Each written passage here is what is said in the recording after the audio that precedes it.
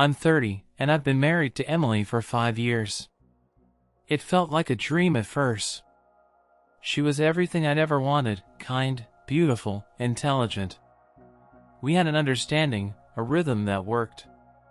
Or so I thought. Things started shifting when Emily became more distant. She used to be the one calling me throughout the day, sending silly texts, planning spontaneous weekend trips. But then, it was like she'd been replaced by someone else. I couldn't quite put my finger on it. Maybe it was the long hours she'd been putting in at work or the stress of life in general, but I figured it was just a phase.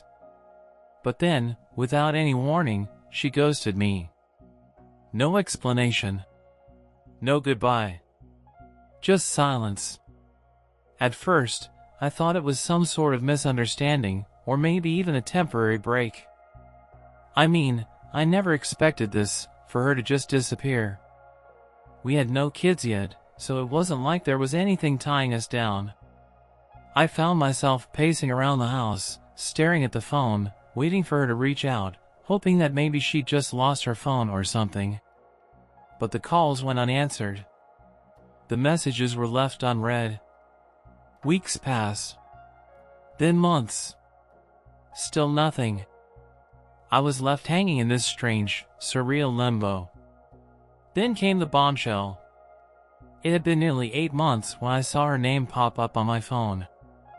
I almost didn't pick up, but something urged me to answer. Her voice came through the line, and honestly, it was like a wave of relief mixed with confusion crashing over me. "Hey, it's me," Emily said, and for a second, I thought maybe she was going to apologize, explain everything. I was just about to ask her where she had been, why she'd gone radio silent for so long, when she dropped the next part of the sentence like it was nothing. "I've moved to another country. And I've got something I need to tell you." My heart skipped. "Another country? What the hell? What do you mean you've moved?" She kept talking, but I couldn't quite catch every word. It all felt like static at that point. She was talking about how she'd been busy, how everything had changed, and how she'd made a life for herself somewhere else. I heard pieces, but the one sentence that grabbed my attention wasn't anything to do with moving. "I have a child now, Ryan. I need your help." At that moment, I just froze. A child? I didn't know what to do with that information. I'm not going to lie, I felt sick to my stomach. Who is this child? Was it mine? Was she asking me to support her? Was she asking for my forgiveness? My mind was racing, spinning in every direction. We agreed to meet up in a few weeks. I spent those days barely sleeping, my mind running wild. The thought of her, of that child, loomed over me. I had so many questions, but every time I tried to ask myself something, I couldn't find an answer. Then the day finally came. I drove to the cafe we'd agreed on, my hands sweaty on the steering wheel. When I walked in, I almost didn't recognize her. She looked different. Her hair was longer, her face more tired, but somehow, she seemed peaceful. Almost like she had found herself in this new life. I couldn't tell if it was relief or guilt creeping over me. But there she was, sitting across from me, a little girl beside her. The moment I saw her, my stomach sank even further. The child looked up at me, and something in her eyes. I don't know what it was. Maybe it was recognition. Maybe it was nothing. But I could tell she was Emily's daughter. There was no denying it. You're telling me this is your daughter?" I asked, the words feeling like they barely made it out of my throat. Emily nodded, looking away for a second. "Yes, her name's Lily. I had her while I was away." I didn't know how to respond. What was I supposed to say? She continued, her voice steady but soft. "Ryan, I need you to help me. I want to be a family again. We can make this work. but I couldn't get past the fact that she'd just disappeared. She'd left me without a word. And now, there was a child involved. A child that wasn't even mine, but was somehow now a part of this messy puzzle she was asking me to solve. My mind was exploding with questions. Why had she done this? Why hadn't she told me any of this earlier? What was I supposed to do now? The tension in the air between us was thick. I could feel the weight of her expectations, her hopes. She needed me to step in, to be her rock again. But how could I, when the person I thought I knew had just walked away without a single explanation? The silence stretched on. And in that moment, all I could do was wonder just how far gone I was from the person I used to be, and whether I was still the person she thought I was. I wasn't sure if I was supposed to feel sympathy for her, or anger, or both. And then, there was Lily. I was sitting there, staring at Emily, trying to process the mess of emotions I was feeling. She wanted me to help her. Help her. But that was the thing, where was the help when I needed it? She'd vanished. Completely. Without a trace. For 8 months. And now, here she was, back with a child, asking me to just slide right back into this role like nothing had happened. Like none of it mattered. Ryan, please, Emily's voice broke through my thoughts. I'm struggling. I'm overwhelmed. You don't understand. I didn't understand. How could I not? Everything I had built my life around had been shattered in one unexpected blow. And now, she wanted me to come to her rescue. To just help her, as if this was some kind of regular, everyday family issue. I swallowed, trying to keep my calm. But there was this tightness in my chest. A frustration so raw that it made my teeth ache. Struggling? I asked, my voice thick with disbelief. You ghost me for 8 months, move to another country, have a kid, and now you struggle? What was I supposed to do, Emily? Wait? Sit here and just pretend everything's fine? You just disappeared. You don't get to come back and expect things to be normal. I stopped myself. I could feel my blood boiling, but there was a small voice inside that told me to breathe. It told me that if I let this rage control me, nothing would get through to her. I wasn't even sure I wanted to get through to her anymore. But there was Lily.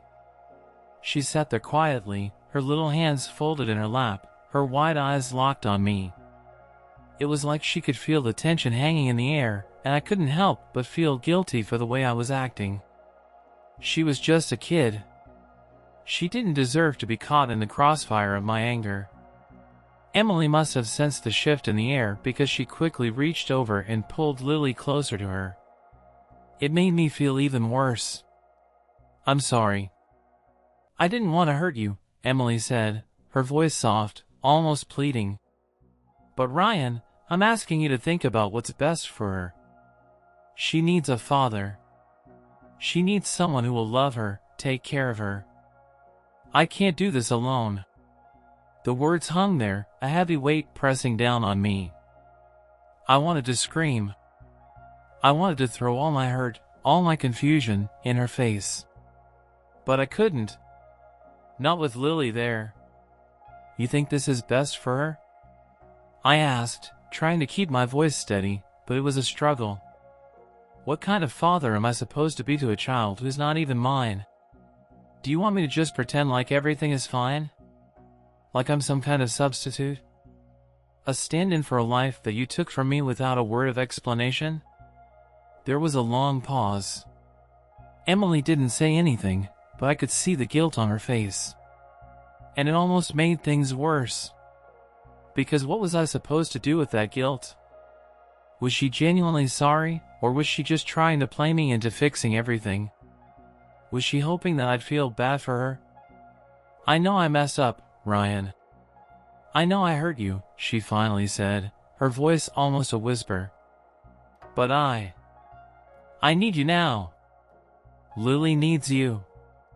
The air in the cafe felt thick with the unspoken words. My mind raced, trying to make sense of it all.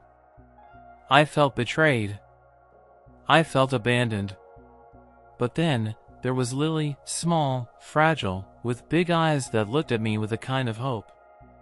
Maybe it was naive. Maybe it was wrong of me to even feel sorry for her, but it was hard to ignore the way she clung to Emily. I didn't know what I was supposed to do. I don't know if I can just step back into this, I said finally. I don't know if I can be what you need. I'm not sure I'm even the person you want me to be anymore.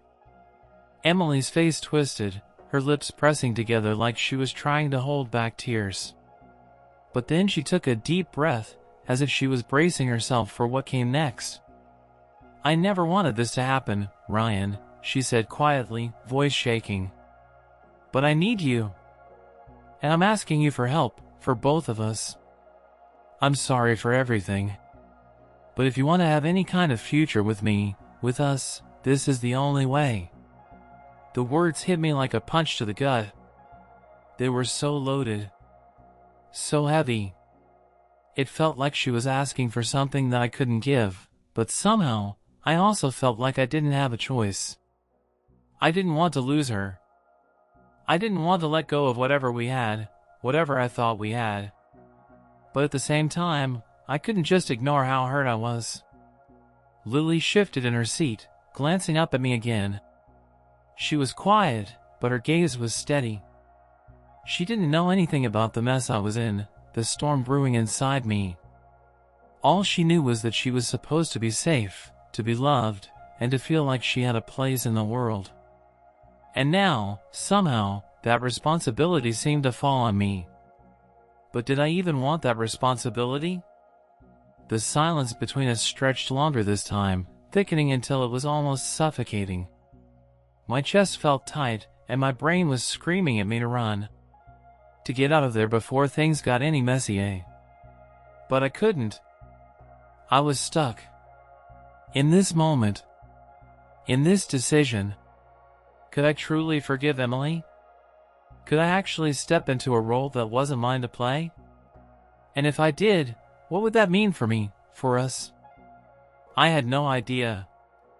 But I had a sinking feeling that whatever happened next, my life would never be the same again. The days after Emily's return felt like a strange mix of surreal and suffocating. I couldn't escape it. Every time I closed my eyes, I saw her. I saw Lily. And I couldn't shake the feeling that I was being dragged into a reality I wasn't ready for. We tried to talk. Really, we did. We met up a couple of times over the next week, each conversation more awkward than the last. Emily kept pushing for me to step up, like it was as simple as flicking a switch. But every time she mentioned Lily, every time she asked me to be there for her like I was the father, it stung. It felt wrong. I wasn't sure if it was my pride or my gut just screaming at me to step back, but I couldn't help it. Something about this whole situation didn't sit well. I couldn't look at her without seeing all the years we'd lost. All the empty space she'd left behind. And now she was asking me to just fill it all in, like it was nothing. It wasn't nothing. But then, there was Lily. God, Lily. She had this way of looking at me, soft, but expectant. Like she knew that, somehow, I was the only thing that could keep her world from falling apart. And every time I looked at her, I felt like a piece of me was being carved away. This wasn't just about me anymore. Emily wasn't the same. She wasn't the woman I married. It was like I was talking to a stranger who was trying to convince me that everything was okay. That she hadn't ripped my heart out and stomped on it for months, leaving me to pick up the pieces alone. I couldn't get over the betrayal, no matter how many times she apologized or how many times she said she needed me. I spent a lot of time walking around aimlessly, trying to clear my head, trying to figure out what to do next.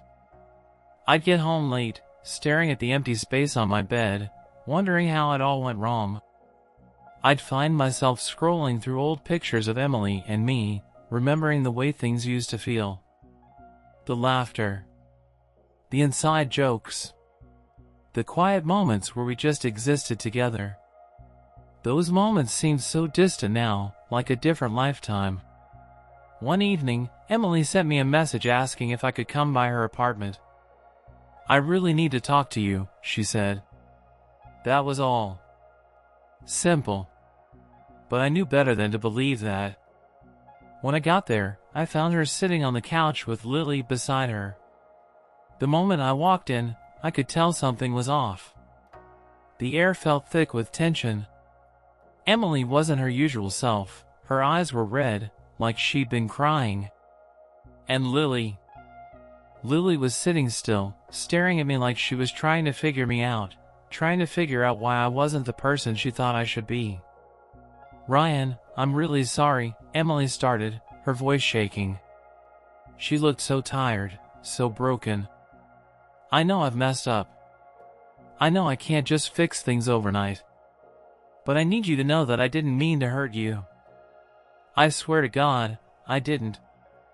I was scared. I was terrified of losing everything.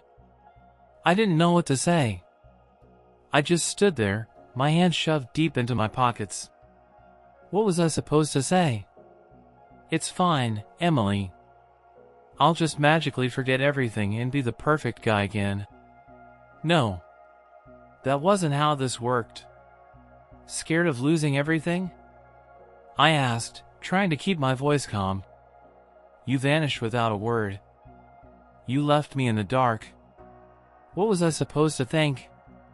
You left me, Emily. You didn't just disappear physically, you disappeared emotionally, too. I didn't just lose you, I lost myself for a while, too." Her face fell, and I could see the guilt written all over her. But at the same time, I felt like I was talking to a different version of Emily. Not the woman I married, but someone else entirely. Someone who had lived a life without me, and maybe, just maybe, she didn't need me anymore. "I know I can't undo the past," Emily whispered. "But please, Ryan. Please just help me now. Help me with Lily. I don't know how much longer I can keep going like this. I can't. I can't do it all alone." I took a breath. Every part of me wanted to say no. I wanted to just turn around and walk out. I wanted to escape, to get away from the whole mess. But then, Lily reached out and took my hand. Her small, soft fingers wrapped around mine, and I felt something inside me crack. She was looking at me with those big eyes, those eyes full of hope that I could make everything better. And damn it, if that didn't make my chest tighten. "I need you, too," she said softly, her voice so quiet that I almost didn't hear it. She wasn't asking for a father. She wasn't even asking for a man to replace the one she'd never had. She was asking for someone to care. Someone who wasn't going to walk away. I wanted to scream. I wanted to run. But there was no running from this. No escaping this reality. I was stuck. Emily was still watching me, waiting for some kind of response. I could see the fear in her eyes, the fear of losing me, of losing everything she was trying to rebuild. But I didn't know if I could be that person for her anymore. "I don't know if I can do this," I finally said, my voice barely above a whisper. "I don't know if I'm the person you need me to be." The words hit her hard. I saw it in the way her face fell, in the way she looked at Lily for a moment, as if considering whether this whole thing was even worth it. But then, Lily squeezed my hand again, and that damn crack in my chest just widened. "I need you, Ryan," she said again, her voice small but insistent. And damn it, that was the moment I realized that this wasn't just about Emily anymore. It was about Lily, too. It was like everything had been building up to this one moment. The weight of it, the tension, everything just felt like it was hanging by a thread. I wasn't sure how much longer I could hold it together. That evening, Emily came over, but this time, something was different. She wasn't asking for my help the way she had been. She wasn't pleading. It was like she knew. She knew that whatever decision I was about to make was going to change everything. We sat on the couch, both of us quiet. I could hear the faint sound of Lily playing in the other room, but even that couldn't drown out the deafening silence between us. Emily looked at me, her eyes searching, like she was trying to read my mind. "Ryan," she finally said, her voice barely above a whisper, "I've been thinking.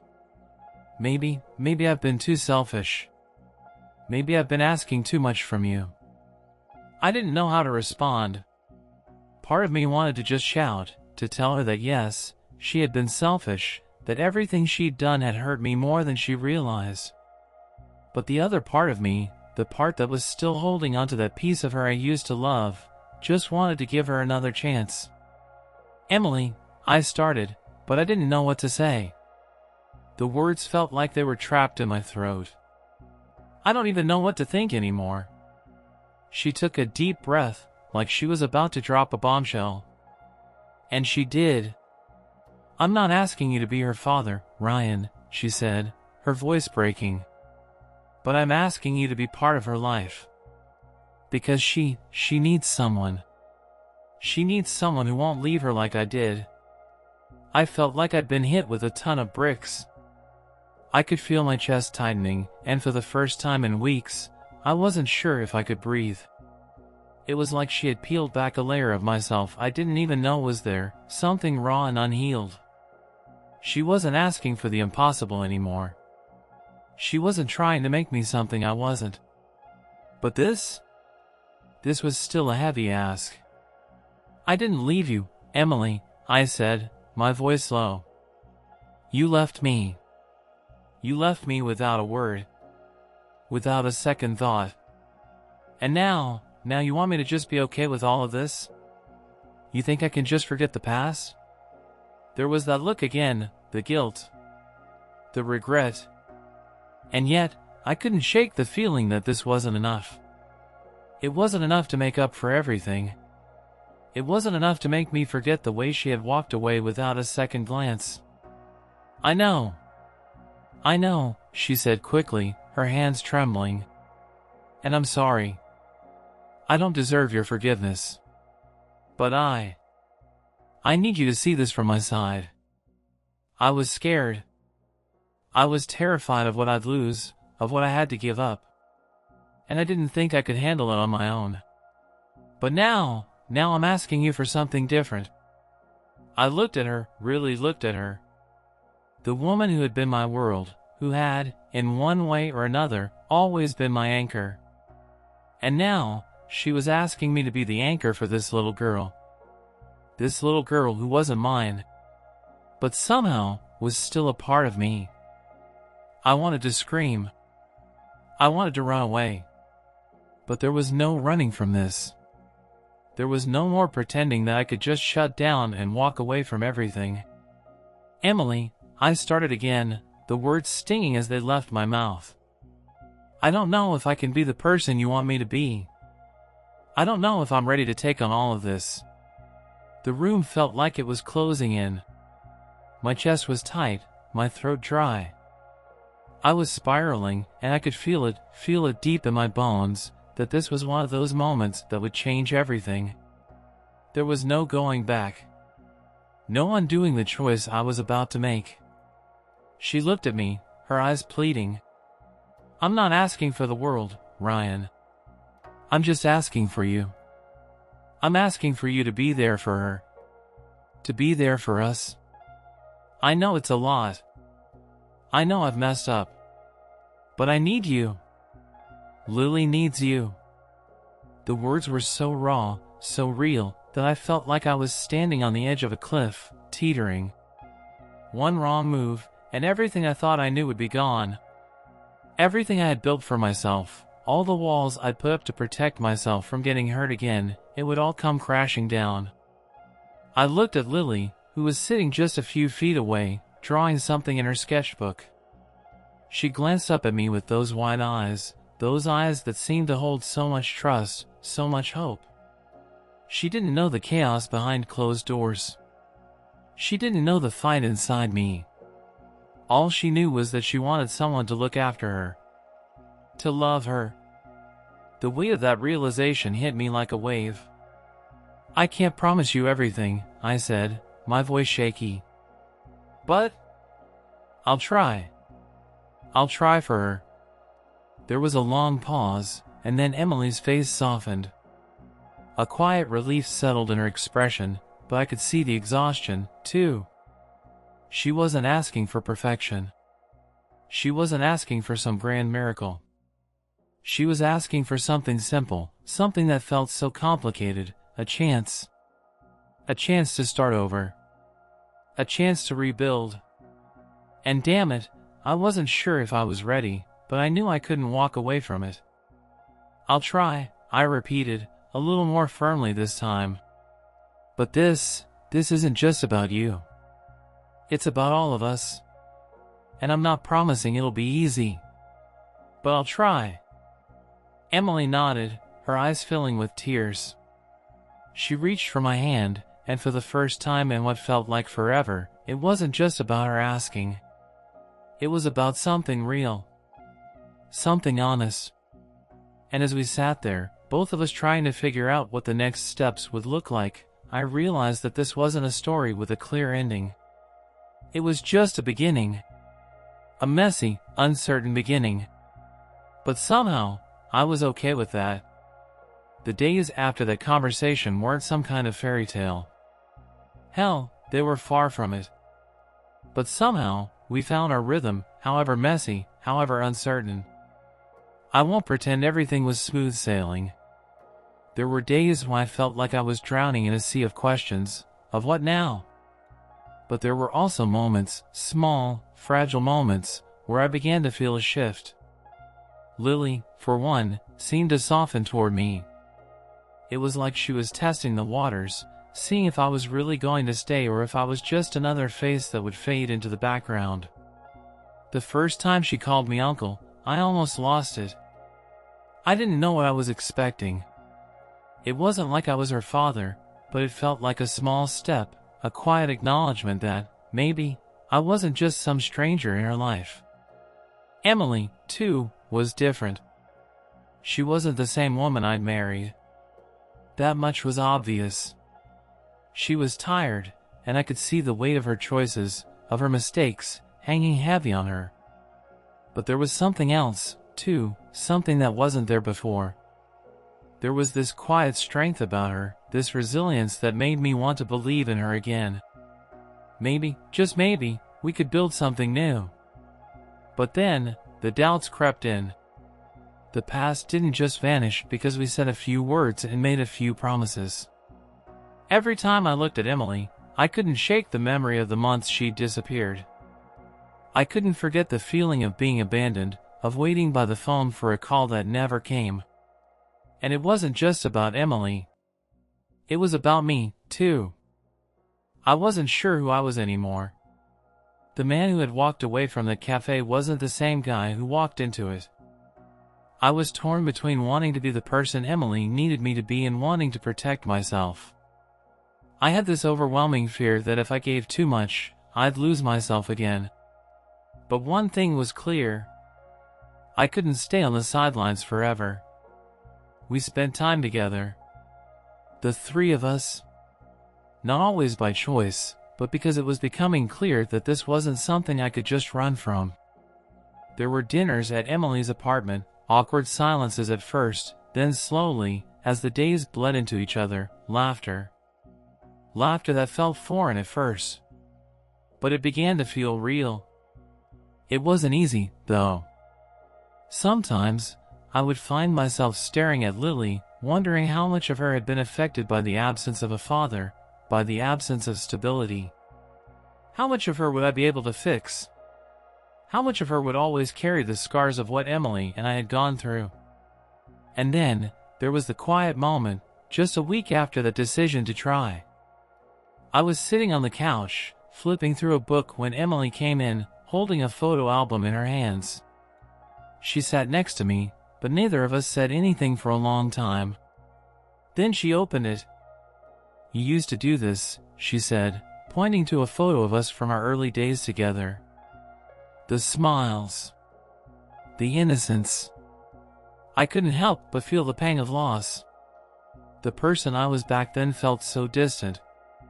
So much had changed. Yeah, I replied, voice thick with the weight of everything we'd been through. I don't even know who that guy is anymore.